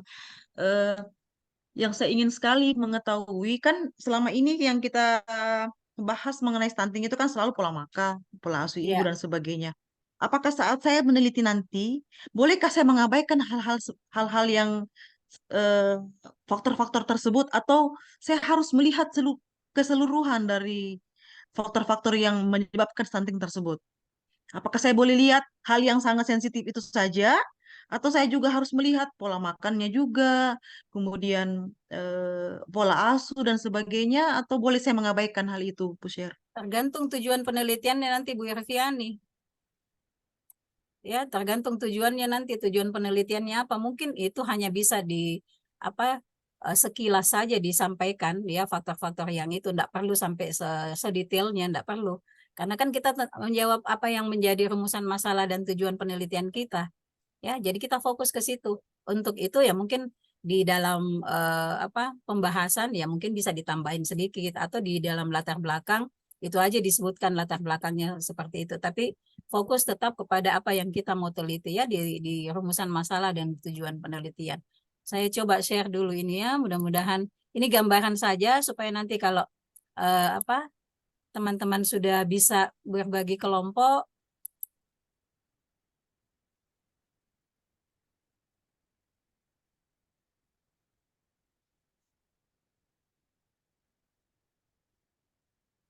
Kayak gitu lagi.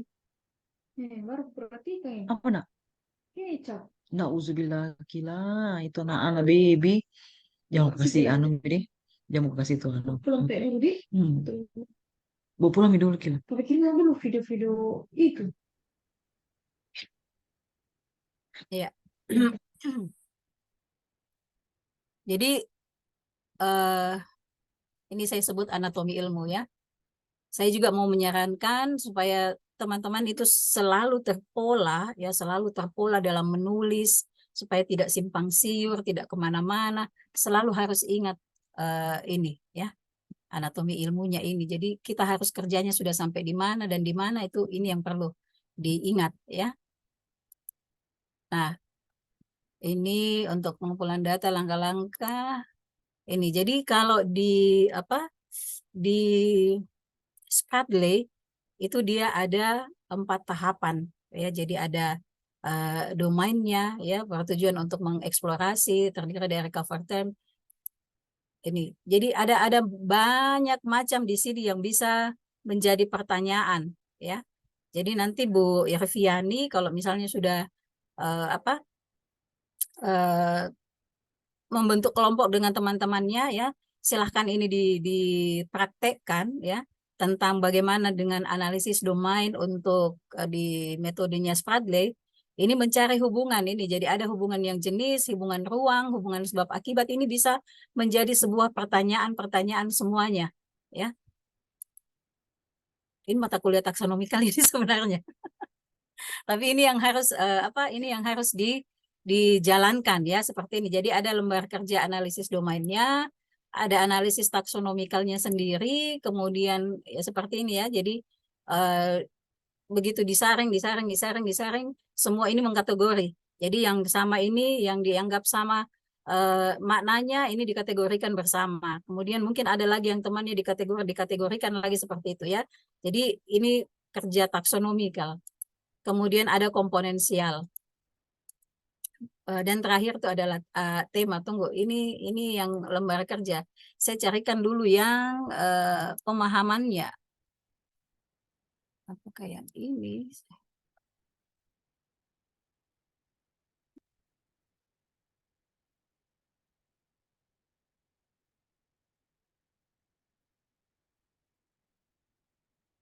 Oke.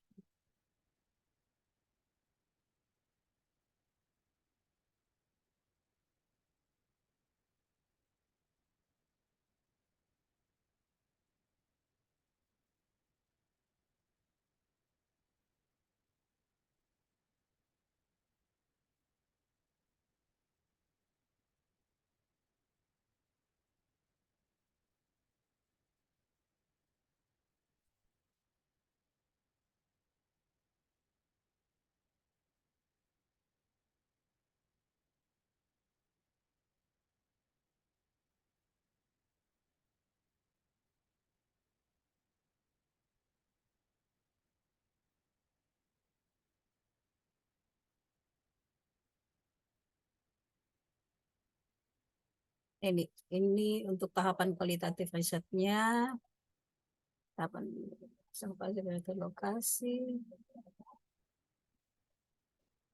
Nah, ini untuk yang Spradley ya. Jadi ada observasi partisipan, ada observasi deskriptifnya, ada observasi terfokus, ada observasi selektifnya. Nah, kemudian untuk analisis dari observasi deskriptif itu ada analisis domainnya. Ya, jadi kan kalau kita kualitatif ada wawancara, ada observasi ya. Jadi di dalam observasi deskriptif ini kita melahirkan analisis domain, gambaran umum dari situasi sosial dalam bentuk kategori. Memilih domain tertentu untuk penelitian selanjutnya. Jadi banyak hasil yang kita dapatkan di sini di analisis domain ini ya, dari hasil observasi deskriptif. Kemudian kita taksonomikal yang kedua ya. Jadi setelah observasi deskriptif ada observasi namanya terfokus. Ya, dari hasil analisis ini kita masuk ke sini. Kita lakukan observasi terfokus, kemudian melakukan analisis taksonomikal dari hasil yang kita sudah pilih tadi di sini. Ya, jadi ini kan banyak ya dari deskriptif ini banyak, analisis domainnya nanti banyak. Kemudian dari analisis domain ini kita memilih yang mana nanti untuk penelitian kita. Nah, ini masuk pada observasi terfokus berdasarkan ini. Nah, hasil observasi terfokus ini kita buatkan lagi analisis taksonomikal. Jadi domain yang dipilih atau hasil pemilahan dianalisis lebih rinci. Kemudian dari observasi terfokus itu kita mulai masuk lagi observasi selektif. Ya. Lalu dari observasi selektif ini kita melakukan analisis komponen.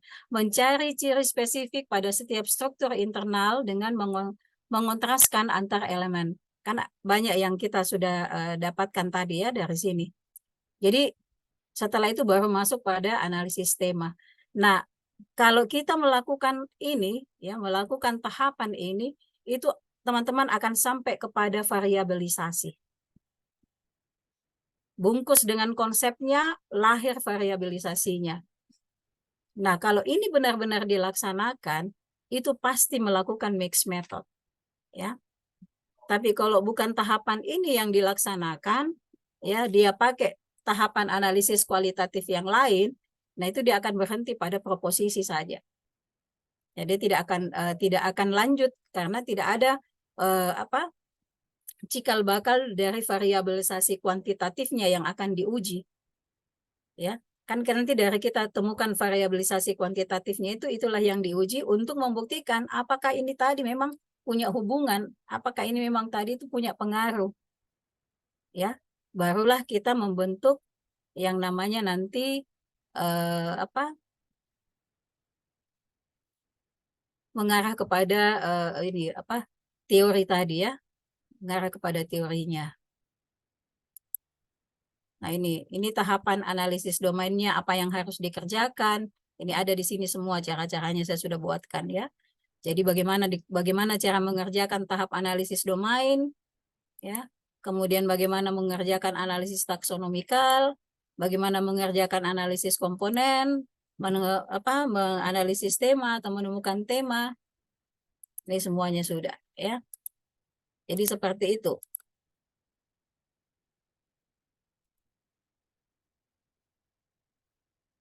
Kenapa Sartika?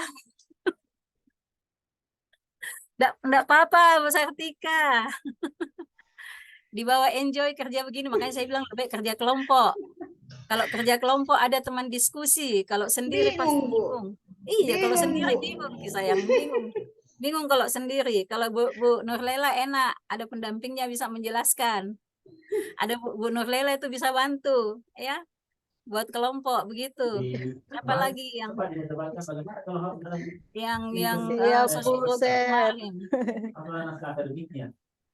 Pak Zulkifli, sosiologi murni itu dia kemarin, itu bisa juga membantu ya.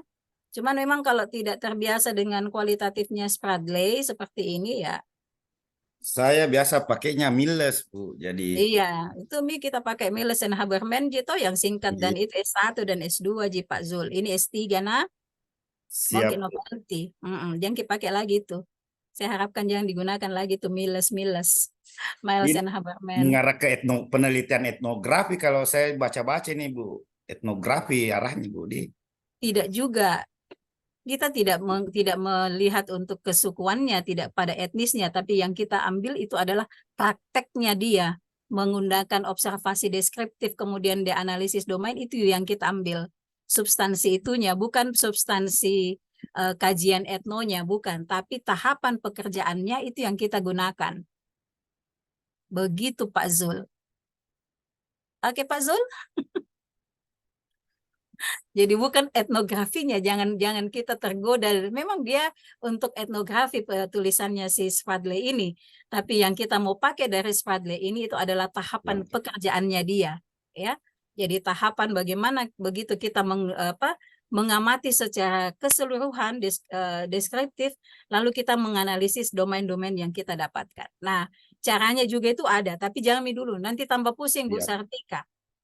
Gampang kalau yang share begitu saya bisa share ya. Tapi yang saya mau bagaimana nanti menuliskan yang seperti yang saya sampaikan itu loh sudah Pak Jeffrey bagi kan? Siap Bu. Sudah Sudah, di-share ya Pak Jeffrey ya? Iya. Nih Iya. kalau misalnya mau yang mana nih tadi ini filenya? Oh yang ini.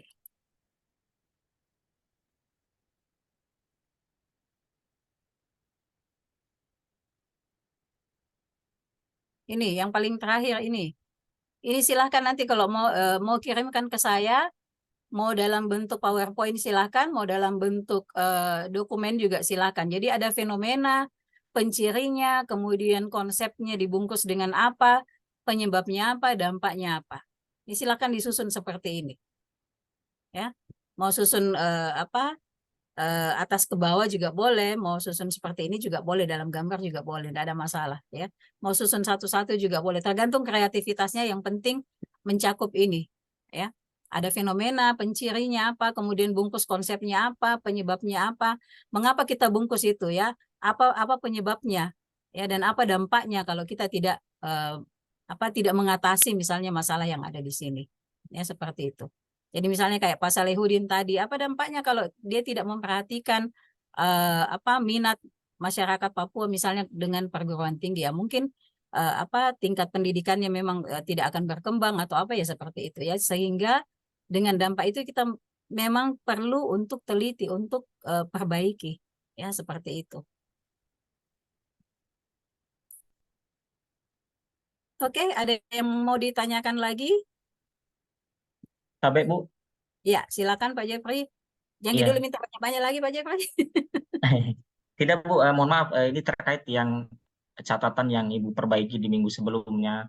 Iya. Jadi saya sudah ingin sharing. Apakah Ya. boleh saya tampilkan ini Bu? Boleh, silakan Pak. Iya, Pak Salehudin saya kirim, minta tolong. Siap, saya kondisikan. Luar biasa Pak Salehudin ini hari. Di warkop ada banyak orang rame. Ya sudah Pak Saleh. Ya, Bu, sambil menunggu ditampilkan Pak Saleh.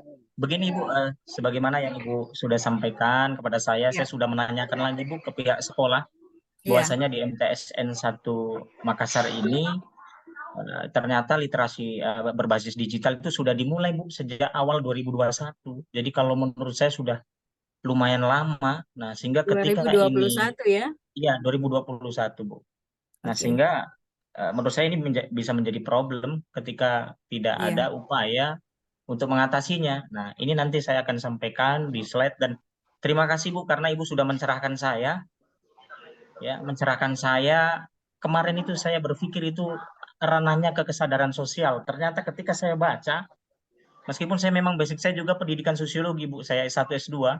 Nah, hanya saja memang saya kurang mendalami. Nah, ketika saya baca, memang terkena sekali ketika menggunakan teori solidaritas organik dan mekanik dari Emil Durkheim Ibu. Dan yang terjadi itu Bu, ternyata dua-duanya itu kurang Bu. Jadi saya tidak bisa memiliki pilihan bahwasanya hanya satu saja, saya harus sesuai apa yang ada, karena pihak sekolah juga bilangnya begitu. Iya. Ya, boleh, ini silakan Bu, Mas Jeff, saya tampilkan. Oh iya, silakan. Sudah bisa dilihat? Ya, halaman kedua Bang. Oke, ya lanjut. Ya, Sudah, Mas Yip? ya jadi sedikit saya sampaikan substansi penting dari teorinya Emil Durkheim, Ibu. Jadi Iya. beliau punya konsep tentang solidaritas mekanik ini. Saya ambil saja kesimpulannya bahwasanya mekanik ini lebih merupakan bentuk solidaritas yang ditemukan dalam masyarakat tradisional atau pramodern. Jadi memang pada masyarakat contoh misalkan di pedesaan yang memiliki banyak homogen sifatnya, belum heterogen, nah itu kecenderungan ikatan batiniahnya tinggi karena ada unsur paguyubannya kalau versinya Ferdinand Tonis. Nah, lalu yang kedua terjadi ketika anggota masyarakat memiliki nilai norma dan peran yang serupa, Ibu. Jadi kecenderungannya itu tadi karena homogen, entah dari sudut pandang mata pencarian ataupun suku bisa saja. Nah, itu sehingga ada unsur solidaritas mekanik di situ. Dan yang ketiga didasarkan pada kesamaan antara individu di mana mereka saling tergantung dalam kehidupan sehari-hari. Jadi betul-betul kalau kita merujuk pada solidaritas mekanik itu ikatannya itu simbiosis mutualisme. Contoh, karena saya berasal dari daerah, dari transmigran juga saya di tengah-tengah perkebunan sawit, jadi saya serasa sekali ketika ada masyarakat yang satu sakit itu berduyun-duyun datang gitu. Jadi ada yang bawa gula, bawa kelapa dan sebagainya. Nah, ini dirasakan dan ini bisa kita relevansikan pada situasi di mana MTSN 1 juga walaupun sudah situasinya dikemas dalam situasi literasi digital, tapi nilai-nilai kebersamaan dalam satu program studi, misalkan jurusan riset, maka penting tapi nyatanya kurang. Nah, nanti akan di slide selanjutnya. Nah, jadi saya simpulkan di sini solidaritas mekanik lebih menekankan pada kesamaan dalam masyarakat. Nah, kemudian solidaritas organik ini konsep Emil Durkheim mengatakan pertama ditemukan dalam masyarakat modern atau industri, sudah terspesialisasi kerjanya atau biasa beliau sebut dengan division of labor, pembagian kerja secara terspesifikasi karena sudah ada bagian-bagian yang secara kompleks pekerjaan tidak bisa dilakukan hanya satu orang saja. Nah, jadi intinya solidaritas organik lebih menekankan pada interdependensi.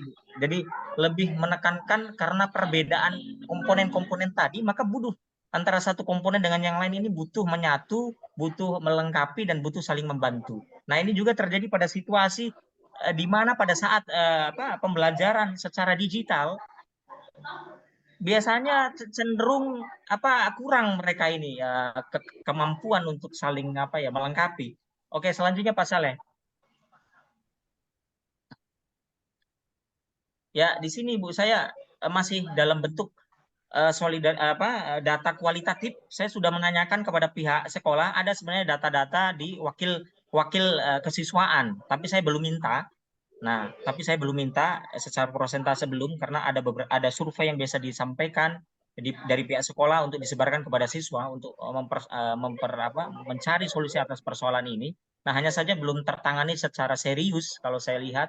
Nah, sehingga saya baru secara deskriptif kualitatif saya sampaikan pertama data solidaritas mekaniknya itu kurang hubungan sosial dengan sesama siswa di lingkungan sekolah berbasis digital itu. Lalu yang kedua, pengalaman belajar online seringkali membuat siswa merasa terisolasi. Yang ketiga, kurangnya interaksi langsung mengurangi persatuan di antara siswa karena sudah bersentuhan dengan gadget tadi, walaupun satu meja berdekatan tapi dia sudah fokus di gadgetnya. Nah, ini dirasakan sekali walaupun dia kesamaannya mungkin dari segi jurusannya atau bisa juga dari segi kalau kita ambil misalkan dalam konteks keragaman bisa suku mungkin. Kalau agama jelas ya karena di situ agamanya semuanya Islam ya. Lalu data solidaritas organiknya ada 3 juga, kurang kerjasama di antar siswa dalam proyek kelompok daring. Jadi masih kurang ini kerjasama mereka ketika dikasih tugas sama guru, maka partisipasi setiap anggotanya kurang. Jadi biasanya yang kontribusinya malah 1-2 orang saja yang berkontribusi. Lalu yang kedua, kurangnya interdependensi antar siswa dalam lingkungan belajar. Terlihat sekali nilai-nilai individualismenya tinggi. Karena mereka kurang saling saling mungkin tidak nyaman antara satu dengan yang lain karena sudah terbiasa dengan situasi-situasi digital. Yang ketiga, siswa menghadapi kesulitan dalam mencari dukungan atau bantuan di antara mereka dalam lingkungan digital. Jadi sulit mereka mau saling mencari bantuan dukungan beda dalam konteks misalkan mohon maaf yang saya alami dulu waktu sekolah itu saya rasa kekuatan solidaritasnya tinggi gitu. Nah, tapi ini problem. Nah, selanjutnya di slide selanjutnya Pak Saleh. Nah, saya sampaikan di situ masalahnya dan urgent sekali ini. Jadi saya mengambil titik mungkin tadi yang Ibu sampaikan tahap-tahap ya. Saya belum bisa spesifikasi di tahap manakah saya sudah sampai ini. Jadi solidaritas mekanik dan organik di sekolah tersebut itu berada pada tingkat yang rendah, Ibu, ketika saya telusuri. Nah, selanjutnya di sini saya berpikir mengacu pada hal ini perlu sekali dilakukan upaya untuk meningkatkan solidaritas mekanik maupun organik pada siswa di MTS 1 Makassar.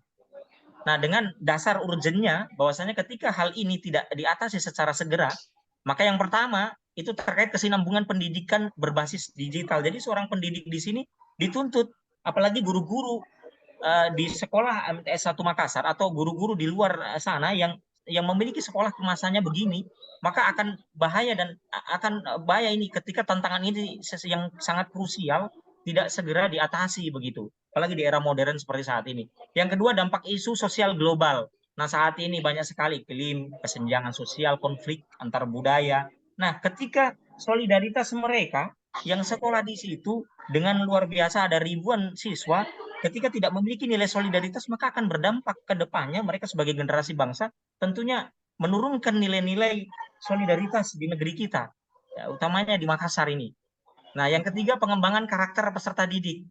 Nah, maka solidaritas yang diminta itu semestinya bagian integral dari pengembangan karakter peserta didik.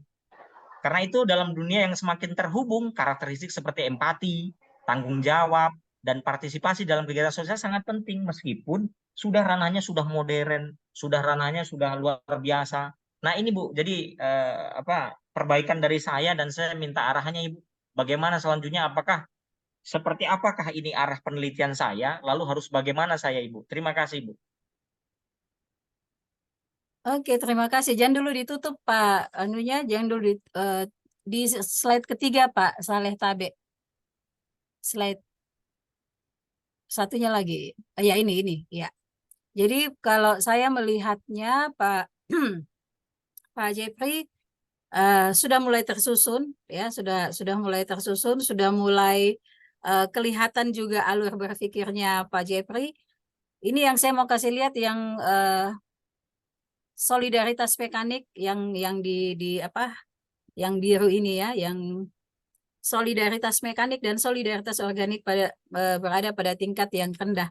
Ini kan kalau tadi Pak Jeffrey katakan saya tidak tahu ini pada tahap yang mana, tapi kalau saya menyarankan ini adalah fenomena. Ini fenomenanya Pak. Jadi fenomenanya bahasanya seperti ini. Rendahnya solidaritas pada siswa di Madrasah Sanawiyah 1 Makassar. Siap. Itu fenomenanya. Ya. Jadi kan itu masalah kan? Iya, Bu. Iya. Itu masalah. Jadi bukan membahasakan ini kan berpikirnya Pak Jeffrey ya. Jadi saya luruskan bahwa saya sudah menangkap bahwa yang fenomena yang Pak Jeffrey akan melihat itu adalah rendahnya solidaritas pada siswa di Madrasah Sanawiyah 1 Makassar. Itu fenomena. Pencirinya itu nanti Pak Jeffrey di slide yang kedua. Tapi Pak Saleh. Yang nomor 2. Yang satunya lagi di atasnya. Yang satu. Ya, iya. Yang ya. Oh, ini penjelasan. Ya, cocok Pak. Yang ketiga Pak, yang tadinya sebelumnya. Iya. Jadi pencirinya ini nanti Pak Jeffrey sampaikan. Tapi tidak usah dipisah Pak. Mekanik organik enggak usah dipisah. Oh, ya. iya. Jadi memang menjadi satu keseluruhan, satu kesatuan bahwa inilah memang baik mekanik maupun organik itu memang dibutuhkan di sana untuk diatasi. Ya, jadi pencirinya kalau misalnya mau tulis mekanik titik 2, 1, 2, 3 ya seperti itu. Jadi ini menjadi penciri, kemudian nanti konsep itu dibungkus dengan solidaritas. Ya. Konsepnya satu kata aja, solidaritas. Mau tulis juga solidaritas sosial juga boleh. Ya. Nah, penyebabnya apa? Itu yang masih perlu diperbaiki ya untuk yang penyebabnya. Nah, kalau saya penyebabnya, makanya saya bilang saya lebih bisa banyak memberikan masukan kalau saya diberikan ininya ya, yang seperti ini tulisannya. Coba di apa di apa yang 4-nya Pak, yang sebelahnya, yang setelahnya, yang slide 4. Iya.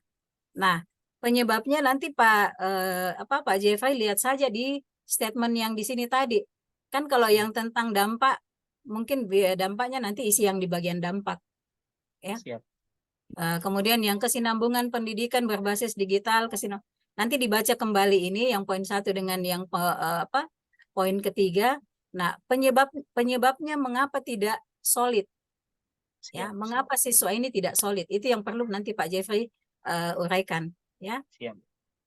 Nah, kalau misalnya kita berbicara dampak, ya mungkin nanti dampaknya tidak ada kesinambungan pendidikan berbasis digital, tidak ada pengembangan karakter peserta didik dan seterusnya. Itu tinggal dibahasakan. Jadi kalau di slide yang terakhir tadi saya sampaikan fenomena, ciri-ciri, konsep, penyebab, dan dampak, ini sudah boleh slide-nya Pak Jepra ini sudah boleh diformulasi di slide yang saya buat. Ya, coba kalau Pak Jeffrey punya dibuatkan seperti itu supaya teman-temannya yang lain bisa mengikuti gitu, ya. Bisa di luar hari Jumat ini, maksud saya supaya nanti teman-temannya mengerjakan itu sudah seperti yang Pak Jeffrey buat. Ya, jadi tidak ada lagi yang bingung. Ya, jadi penyebabnya dia tidak solid itu tinggal itu saja yang masih kurang di Pak Jeffrey. Ya, untuk mengisi yang slide-slide tadi. Oke Pak Jeffrey sudah selangkah lebih maju lagi dari yang lain. Ya, mudah-mudahan yang lain juga bisa ikut. Insya Allah. Ini mungkin Pak Jeffrey pas dia kena dengan solidaritas, jadi cepat. Iya. Ini sih boleh sedikit Bu Sher. pertanyaan, Bu. Siapa itu? Yang mana nih mau bicara? Sher. Siapa? Saya Guntur. Mas Guntur. Sedikit, Pak Pak Guntur, Guntur, Pak. sedikit sih. Enggak, sedikit aja saya, boleh? Ya, Bu Sher, tadi ya. waktu kita cerita, Lady first. mohon maaf Bu Sher, tadi waktu kita menjelaskan pertama kali waktu tadi pas masuk Zoom itu kan jaringan saya agak sangat-sangat laut, jadi apapun yang kita bicara tadi tidak sama sekali saya tidak dengar Bu Sher. Nah, boleh saya ulang lagi.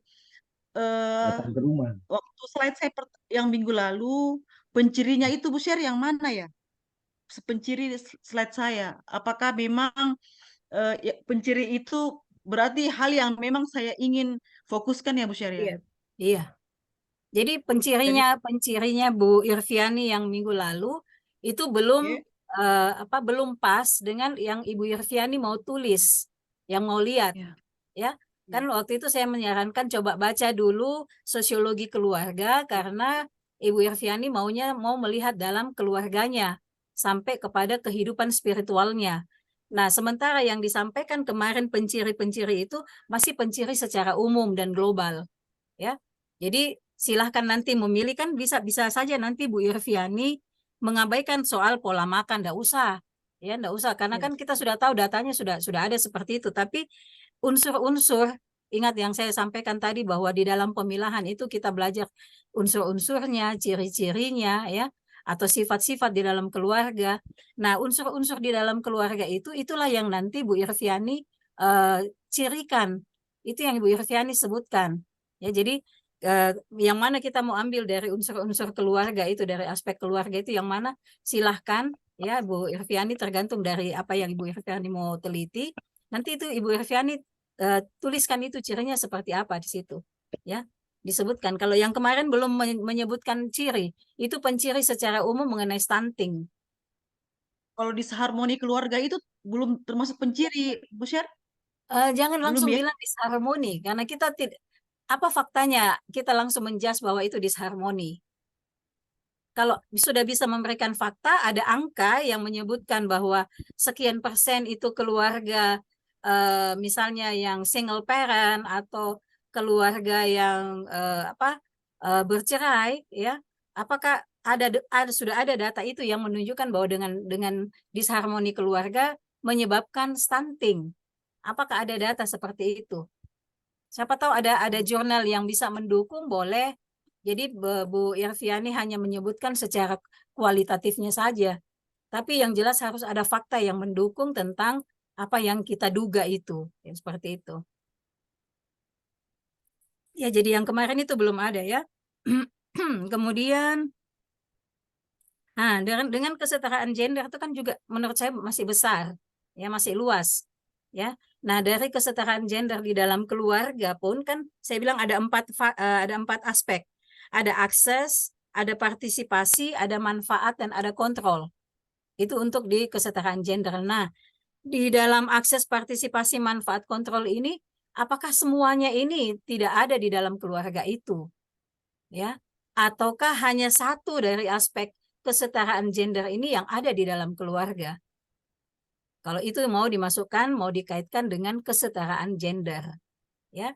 Tapi supaya Bu Irviani jangan terlalu bias berpikirnya, fokus kepada unsur-unsur di keluarga yang kita mau lihat, ya. Ada, kalau saya tidak salah, ada fungsi keluarga. Apakah kita mau fokus kepada fungsi keluarganya, ataukah kita mau fokus kepada satu lagi, apa lagi ya selain fungsi keluarga itu? Nah, silahkan nanti Bu Irviani yang mana yang kita mau lihat di dalam keluarga. Itu saja yang saya sarankan, fokus di dalam keluarga apa yang kita mau lihat, baru kita cari pencirinya. Nah, seperti itu. Oh iya, terima kasih Bu Sher. Oke, sama-sama Pak Guntur, silahkan Pak Guntur.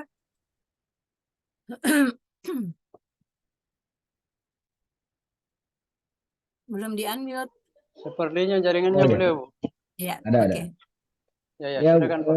saya mau sedikit semacam bertanya sedikit. Iya, Kalau silakan. tadi lihat misalnya Pak Jeffrey tadi kan fenomena itu. Mungkin karena saya terbiasa dengan kuantitatif. Kalau apakah saya mau tanya fenomena nanti yang kita deskripsikan itu bisa yang sifatnya abstrak, misalnya kayak tadi rendah solidaritas SMK. Nah, kalau dalam sisi kuantitatif kan rendah itu kan mesti terukur, mesti diukur. Masih ada angkanya, Nah, ya. itu. Nah, apakah kita nanti dalam menyusun fenomena itu abstraksi saja atau mesti terukur juga gitu? Dia statement untuk fenomena itu tidak ada angkanya, Pak. Statement untuk fenomena tidak ada angkanya. Tetapi di penciri itu Bapak harus ungkapkan angka yang menunjukkan bahwa oh itu rendah. Oh ya Bu, ya. Bisa dipahami Pak Guntur? Bisa Bu, Di bisa. statement, ya statement kita tidak menuliskan sekian persennya atau angka apa sih, tidak, ya. Tetapi kita menyatakan di statement, di fenomena itu statement belum optimal kah, belum maksimal kah, rendah kah, atau apalah bahasa yang menunjukkan bahwa itu suatu masalah. Masalah. Tetapi menunjukkan bahwa dia itu rendah, dia itu belum optimal, itu harus ada di penciri. Ya, jadi tetap ada didukung angkanya, Pak. Nanti disuruh dibilang ke Prof A menghayal, kalau kita hanya Ya bilang itu. rendah, belum optimal tapi tidak ada angka, ya. Jadi di penciri Ya, Bu. tetap ada angka, ya. Ingat ke itu, Pak. Jadi di situ Ya, Bu, harus ya. ada fakta, ada angka di situ. Nah, Ya, Bu. Terima oke. kasih, Bu. Sama-sama Pak Guntur. Pak Saleh, saya dengar lihat ini angkat-angkat mic, siapa tahu mau bertanya. Tidak, ini saya perbaiki headset karena Oh, mungkin jaringan kan. perbaiki headset. Iya, Oke, mohon baik. maaf, Bu. Iya. Oke, tidak apa-apa. Yang penting bisa diikuti Pak Saleh, ya. Oke, teman-teman, mungkin kalau tidak ada lagi kita sudah bisa akhiri. Saya menunggu tulisannya semuanya supaya nanti pada saat ada perbaikan saya bisa kasih saya tayangkan, ya, saya presentasikan di mana kekurangannya, apa yang harus ditambah, dan itu bisa menjadi pembelajaran semuanya, ya. Seperti itu. Siap, Bu. Oke. Kalau tidak ada lagi, kita akhiri sampai di sini. Terima kasih untuk kebersamaan hari ini. Salam Ya, sehat terima buat kasih, Bu. semua. Ya, Bu. Tetap semangat, ya. Ya. Kasih, Bu. Terima kasih. Sama-sama. Terima kasih banyak, Bu. Ya, sama-sama. Oke, masih. Terima kasih Bu Sher. Ya, sama-sama.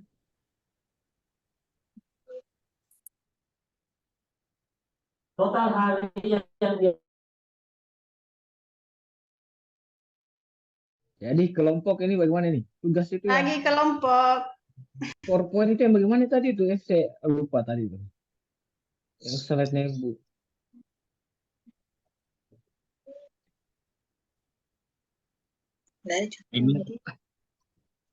diminta bagi Gimana itu? kelompok bahas Spradley itu.